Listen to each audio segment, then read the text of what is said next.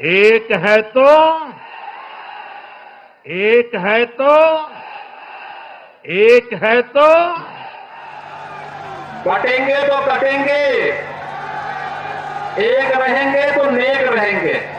माननीय सभापति जी, जिसकी जात का पता नहीं वो गणना की बात करता है। जाति जनगणना हम करा के दिखाएंगे। खत्म। आपको जितनी गाली देनी है आप दीजिए, हम खुशी से लेंगे। धन्यवाद। याद कीजिए, हरियाणा झारखंड का चुनाव की बेला में बोले जाने वाली जुबान बटेंगे तो कटेंगे, एक हैं तो सेफ हैं। बीजेपी के किस नेता ने इस महामंत्र का जाप नहीं किया? कार्यकर्ता से नेता तक, विधायक से सांसद तक, मुख्यमंत्री से प्रधानमंत्री तक, सड़क से संसद तक, सभी ने भरसक यही समझाया कि ये जात की बात करने वाले इस देश के बहुसंख्य हिंदू समाज के दुश्मन हैं। दुश्मन नंबर 1 कौन? नेता प्रतिपक्ष राहुल गांधी। राहुल गांधी से संसद में जाति पूछी गई, राहुल गांधी की जात पर सवाल उठाए गए, संसद में राहुल गांधी को एक तरह से गाली दी गई। अब जब जनगणना की डुगडुगी बज उठी है तो वे सभी लोग जन की गणना में जात की रस्सी बांधकर उसे डमरू की तरह बजा रहे हैं, जैसे देश में जनगणना से पहले झूठ गणना चल पड़ी है। नमस्कार, मैं हूं त्रिपाठी ज्ञानेंद्र और आपने देखना शुरू कर दिया है पूर्वांचल टुडे लाइव।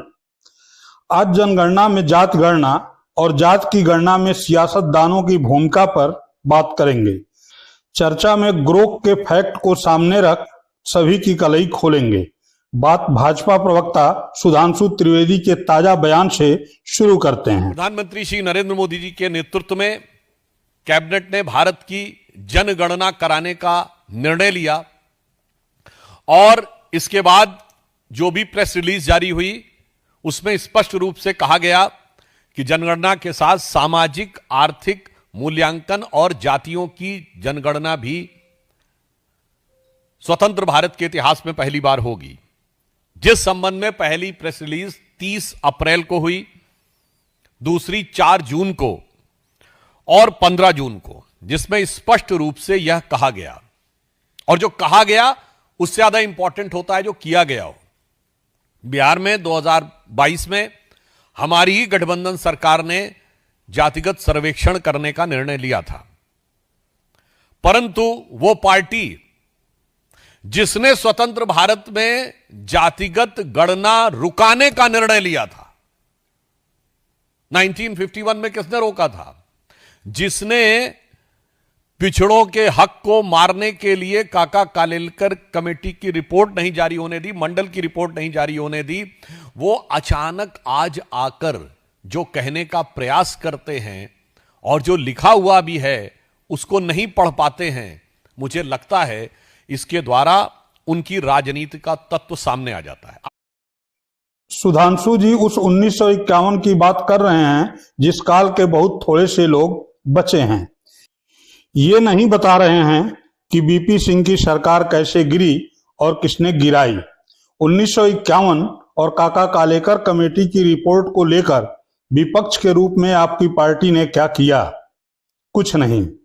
हद तो यह है कि जब अगस्त 1990 में बीपी सिंह सरकार ने मंडल आयोग की सिफारिशों को लागू करने का फैसला किया, जिसके तहत सरकारी नौकरियों में शैक्षणिक संस्थानों में ओबीसी के लिए 27% आरक्षण का प्रावधान था, तब भाजपा ने इस फैसले का विरोध किया क्योंकि उसे ऊंची जात का समर्थन आधार खिसकता दिख रहा था। तब भाजपा ने इसे वोट बैंक की राजनीति करार दिया था। यही नहीं, 6 साल अटल जी के और 11 साल मोदी जी के, अर्थात 17 साल में भाजपा भी वही करती रही जो शेष वर्षों में इस देश में कांग्रेस ने किया। सच्चाई यह भी है कि जाति जनगणना के लिए स्वतंत्र भारत में अगर किसी ने प्रयास किया तो वह भी कांग्रेस ही ने किया। भारत में जाति जनगणना की शुरुआत का श्रेय ब्रिटिश औपनिवेशिक प्रशासन को जाता है, विशेष रूप से 1871 की जनगणना के लिए। लेकिन स्वतंत्र भारत में पहला प्रयास 2011 में हुआ, जिसका श्रेय कांग्रेस की ही नेतृत्व वाली यूपीए सरकार को जाता है, जिसके प्रधानमंत्री मनमोहन सिंह थे। हाँ, राज्य स्तरीय पहल की बात करें तो यह बिहार में 2023 में हुआ, जिसका श्रेय नीतीश कुमार को जाता है। राष्ट्रीय स्तर पर जाति जनगणना को एक प्रमुख मुद्दा बनाने का काम राहुल गांधी ने ही किया।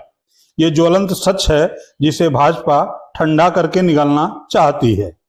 राहुल गांधी ने 2022 के उदयपुर अधिवेशन और 2023 के रायपुर पूर्ण सत्र में जाति जनगणना को कांग्रेस की सामाजिक न्याय नीति का आधार बनाया। उन्होंने इसे राष्ट्रीय एक्सरे के रूप में प्रस्तुत किया, जो देश में सामाजिक और आर्थिक असमानताओं को उजागर करने का एक उपकरण है। राहुल गांधी ने बार बार जोर दिया कि जाति जनगणना केवल जातियों की गिनती नहीं है, बल्कि यह सामाजिक, आर्थिक और संस्थागत भागीदारी जैसे नौकरशाही, न्यायपालिका और मीडिया में ओबीसी, एससी, एसटी की हिस्सेदारी का विश्लेषण करने का एक तरीका है। राहुल गांधी ने लोकसभा में और भारत जोड़ो यात्रा जैसे सार्वजनिक मंचों पर भी जाति जनगणना की मांग को जोर शोर से उठाया। उन्होंने इसे सामाजिक न्याय के लिए एक अनिवार्य कदम बताया और 50% आरक्षण की सीमा को हटाने की वकालत की। 2024 के लोकसभा चुनाव में कांग्रेस के घोषणा पत्र में जाति जनगणना और सामाजिक आर्थिक सर्वेक्षण का वादा शामिल था। इसे राहुल गांधी ने अपनी रैलियों में प्रमुखता से उठाया भी। उन्होंने इसे नए विकास प्रतिमान का आधार बताया। अब सवाल यह है कि इस दौरान भारतीय जनता पार्टी जाति जनगणना के लिए क्या कर रही थी, जातियों के नाम पर क्या कर रही थी। तो इसके लिए ये चंद वीडियो देख लीजिए। ये वीडियो किसी छोटे मोटे कार्यकर्ता या नेता के नहीं हैं, बल्कि मुख्यमंत्री और प्रधानमंत्री के हैं। हरियाणा के बाद महाराष्ट्र के चुनाव का भी सबसे बड़ा संदेश है एकजुटता। एक है तो एक है तो एक है तो ये आज देश का महामंत्र बन चुका है।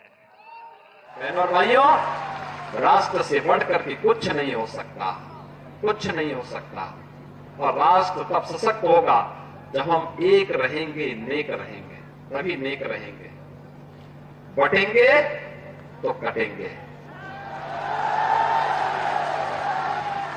आप देख रहे हैं ना, बांग्लादेश में देख रहे हो ना, तो वो गलतियां यहां नहीं होनी चाहिए। बटेंगे तो कटेंगे, एक रहेंगे तो नेक रहेंगे। इतना ही नहीं, जब राहुल गांधी ने जाति जनगणना के मुद्दे को संसद में उठाया तो राहुल गांधी से उनकी जात पूछी गई। राहुल गांधी की जात पर सवाल खड़े किए गए। एक तरह से राहुल गांधी को भरे सदन में गाली दी गई। हमारी जो विचारधारा है, इंडिया गठबंधन की विचारधारा है, वो देश में कॉन्स्टिट्यूशन लाई है। हम सब मिलकर कॉन्स्टिट्यूशन की रक्षा करते हैं। अंबेडकर जी ने कहा था, if there is political equality but no social and economic equality, political equality will be destroyed। ये अंबेडकर जी के शब्द हैं और आज ये बात सबके सामने है। पॉलिटिकल इक्वालिटी जो थी वो खत्म हो गई है। हिंदुस्तान के सारे इंस्टीट्यूशंस कैप्चर कर लिए गए हैं। सोशल इक्वालिटी नहीं रही, फाइनेंशियल इकोनॉमिक इक्वालिटी नहीं रही। इसीलिए हमारा अगला कदम जाति जनगणना होगा। हम देश को दिखाना चाहते हैं कि आपने किन लोगों का और कहां कहां अंगूठा काटा है। हम दलितों को, आदिवासियों को, पिछड़ों को, किसानों को, मजदूरों को दिखाना चाहते हैं कि आपने किस किस का अंगूठा काटा है। इसलिए जो मैंने वायदा किया था, इसी हाउस में यहां हम कास्ट सेंसस लागू करेंगे और उसके बाद हिंदुस्तान में एक नए तरीके का विकास होगा, एक नई तरीके की राजनीति होगी। जो मैंने पहले कहा था, जो आपको अच्छा नहीं लगता है, 50% रिजर्वेशन, उस दीवार को हम यहां तोड़ेंगे। 50% रिजर्वेशन की दीवार और जाति जनगणना हम यहां करा के दिखाएंगे आपको। जो माननीय सभापति जी, जिसकी जात का पता नहीं वो गणना की बात करता है।